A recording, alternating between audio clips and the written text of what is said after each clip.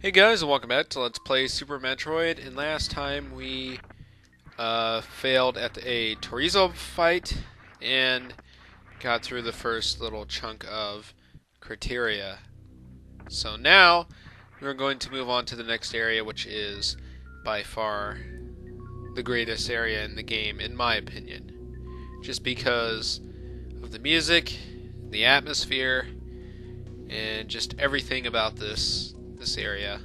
I mean, I love grassy areas in video games in general. There's all kinds of green, and it's just appealing to my eyes since green is my favorite color. Okay, so now we have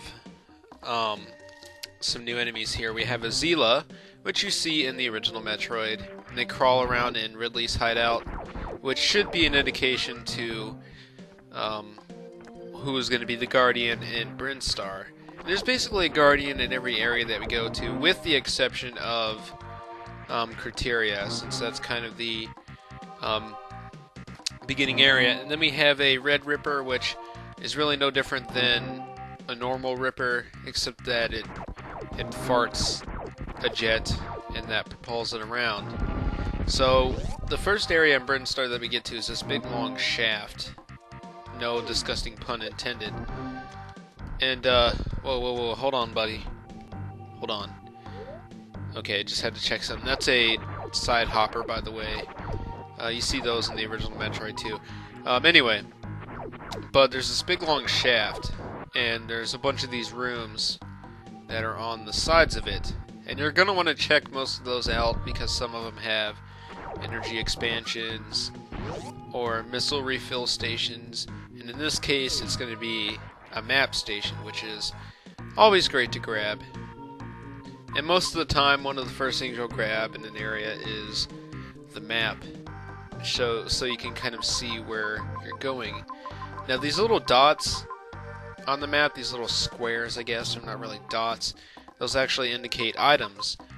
And if there's red over that item, then it means that you've visited that area. But there's not really a way to tell if you have that item. Like, the dot doesn't go away, and there's no X that forms of it over it. So if you were playing this game like just by yourself, and you were trying to get all the items, you would have to just kind of keep track of what items you have, keep a mental little note, and you'll be just fine. So anyway, I haven't really uploaded or recorded anything recently. And I said, like, I made an update video a couple weeks ago. I took it down because one of the main things about it was false. I said I was going to buy a hub hog because I had this big huge check last week. But actually what I decided to do was spend it wisely. Okay, wait. We have another enemy. Pipe enemies. These guys give you all kinds of trouble in the original Metroid, but they're not actually that bad in this Metroid. In fact, basically after Super Metroid, the difficulty level of the Metroids goes down significantly to where these are pathetic compared to the first two Metroids. I'm not saying that these are hard, but you know, they're not hard. I mean, they're easy. Or they're I don't know. I don't know what I'm trying to say. Anyway, these guys are called Zebs. And you do see these, I believe, at some point in the original Metroid. I think their name's kind of funny, a Zeb. Like some guy named Zeb. I don't know, what kind of person would you imagine to have a name Zeb? Anyway, so as I was saying, I was going to get a Pog, but there was like a fair that was going on, and I had to renew my cell phone minutes because I use a crappy prepaid cell phone.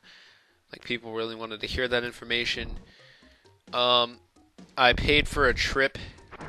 It was only like $12, but $12 to me is a decent amount of money. That doesn't imply anything at all, but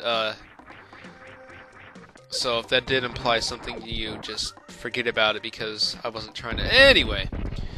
But we're going to be going to like the Rock and Roll Hall of Fame in November, and I'm really looking forward to that. So I paid that, went to a fair, Got cell phone minutes because I'm too cheap to get an actual cell phone with a plan. And like the most significant thing though was that I bought a game that was really looking nice to me, and that was Dead Island for the Xbox 360. And so far, that game has not disappointed me at all. Alright, so now we got some new guys. We got a fire flea, because they didn't just want to call them fireflies, because that could have copyrighted a song. But no, it couldn't have, because that song didn't come out too recently, and this game was made 19 years ago. Whoa. I just realized that fact. 19 years ago. Good lord. This game's old. It's almost 20 years old. So you know what? I think I'll do something for like the 20-year anniversary of this game. Like I'll do the lowest percent possible run of this game, which I don't know how in the world that's even possible. Or like I could just get like one missile expansion throughout the entire game, and then just get like 2 energy tanks in the charge beam, and like skip out on the non-essential beams. I think that'd be an interesting thing to attempt. But anyway, so back there I went and I plugged up to this machine and it refilled my missiles. That's a missile reserve station, and you don't see those very often throughout this game, but they are pretty helpful. But they're kind of like the only homage to the missile battery that you see in the Metroid series. Like, they're like the only thing that you actually touch to refill your stuff in Metroid games. Okay, what's this? Oh, we've seen these guys before. What am I saying? So, yeah, and I've noticed so far that this project's going kind of slow. And by now, like a normal playthrough of this, in the amount of parts and time that I've put into this project already, they would already be like at the first boss. But I don't care, because, you know, I'm gonna take this slow because I love this game. And like I said, I want to make this as informative and boring to you as possible. Well, not really. I don't want it to be boring. But anyway, so now we have a meta tree, which does absolutely nothing. You can't kill it, and I'm pretty sure this is the only room you see him in.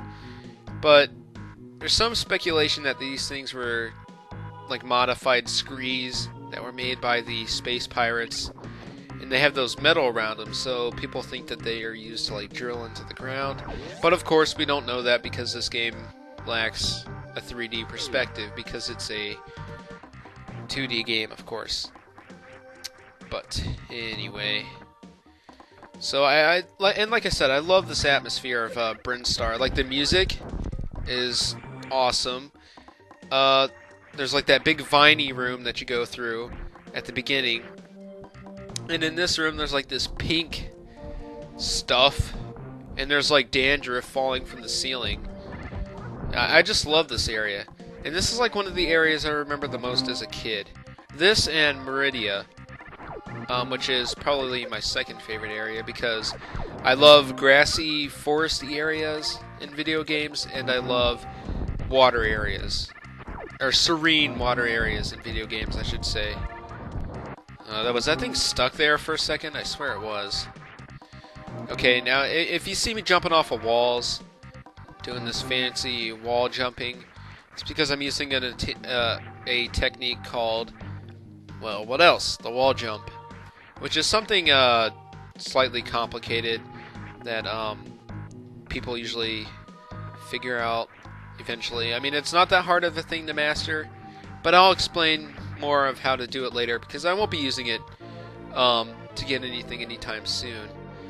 But there is actually an area where the game attempts to kind of teach you how to do the wall jump, but it doesn't explain it, so it's not really a good help. Alright, so anyway, I've gotten 2 missile expansions already in Brinstar, which is a decent amount. And what you want to do is you want to fall down to this crack right here, because we're going to get the first beam upgrade. Or not really a beam upgrade, it's just kind of a little add-on. But this is the charge beam, and it is not required at all, although it works just as well as missiles. So if you're coming up against a boss, you know, you're going to want to have an alternative, so you can use the charge beam, and the charge beam is a little bit stronger than a single missile, and you can't really just see that with one enemy, but once we get into the bosses it will make a slight difference. So, and also when you get the charge beam, you can just charge up your beam and shoot it, and it's pretty strong. But you also get this little ability called a pseudo screw attack, which pseudo means false or fake. You know, you probably know that word, like the pseudo doors in Mother 3. But it acts just like a screw attack. You jump into something and you kill it almost instantly. That's how it acts as a screw attack. Now, if you hit an enemy that doesn't instantly get killed by that, you will deal damage to the enemy, and you will also take damage. So, kind of a pro and con little thing going there. So, yeah, see, as you see, I just saw that, or I just killed that hopper by hopping into it. Kind of ironic, but yeah. Okay, so through that wall over there is a save station. I'm not going to go there because that'll be a waste of my time. But I never really used that. I mean, I did when I would play this on the actual Super Nintendo, but whatever. Okay, so these are some cool enemies right here. These are key hunters. And you see these in Other M. I think that's like the only other Metroid game you see them in. But these things are speculated, and whenever I say speculated, that means that, honestly, it's just something that isn't known. But people think that these were, like, underlings of the space pirates. And that they are kind of like, you know, they're little bitches, I guess. Or they're like their allies or something. What do we got? Oh, yeah, these little egg things hanging off the walls. I'm not exactly sure what those are, but some say they're key eggs, some say they are other junk, who knows. There's also a creature that we see later in the game that is thought to be the, like, babies of the key hunters, but we'll see later. So we come into this room, and then there is a green door that we can't get through.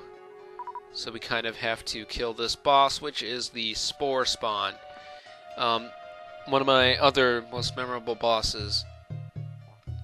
So the way to kill this guy, as you'll see, wait for him to open up, and then fire a missile or the charge beam into him. Now, he was just being a big bitch right there, or a big jerk, I should say.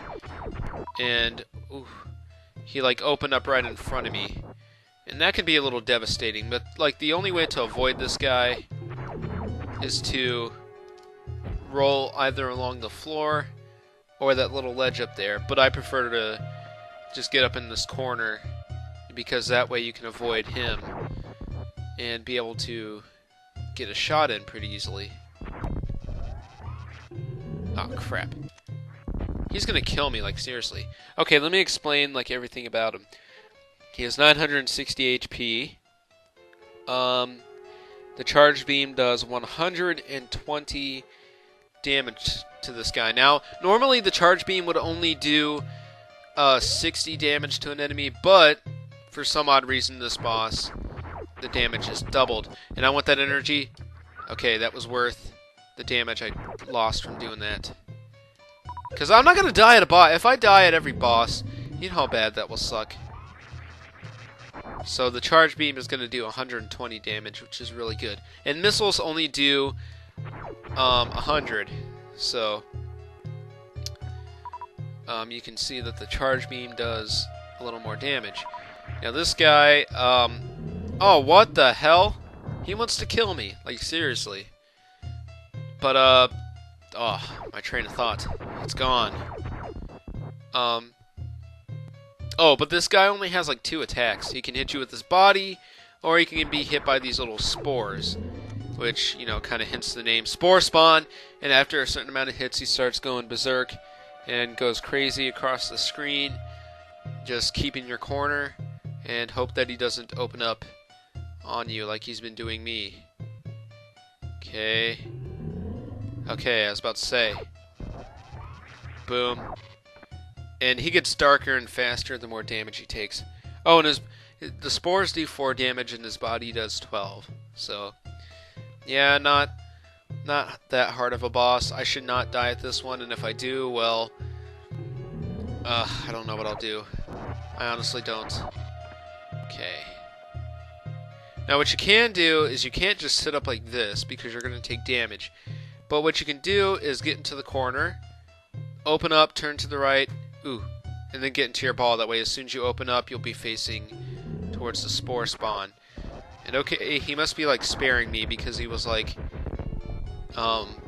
opening up right above me. But anyway, so we killed him. Just going to drop a bunch of energy and missiles. And now he's just a dried husk, and he can't really do anything. Now, an interesting thing about the body of the Spore Spawn is that after it's dead, you can actually space jump or wall jump off the body, and it shakes, which is kind of weird. But that's like the only thing in the game that does that, as far as I've seen. So, I don't know, kind of an interesting little thing. I don't know why that is. Maybe they, wanted you to come back once you've mastered the space jump and then like do it, and then his body falls apart. And what the heck? He popped up when I was jumping over him. But like once you mastered the space jump, you come back and jump on his body, and then he like falls apart and then opens a secret area. I don't know. So anyway, a new upgrade. And it's a Super Missile. So Super Missiles that are introduced in this game, and you see them in a lot of other Metroid games, and they are really awesome. They're basically twice the power of a normal missile, and they also open up green doors. So anytime you see a green door, shoot it with a Super Missile. But the bad thing is the missile expansions come kind of far away from each other, so we won't be getting another Super Missile expansion for a little bit. Oh crap.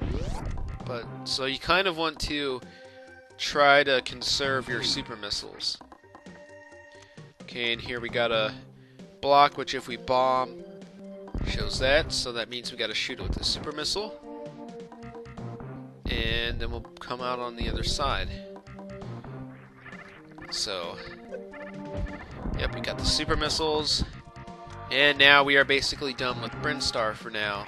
And we'll be going into the second area of Brinstar in the next part, because I think that after that decent boss fight, I think it is a perfect time to end this part here. Or to end this part. So, next time on Let's Play Super Metroid, we move on through Brinstar and on to the next area. So I will see you guys next time. Bye.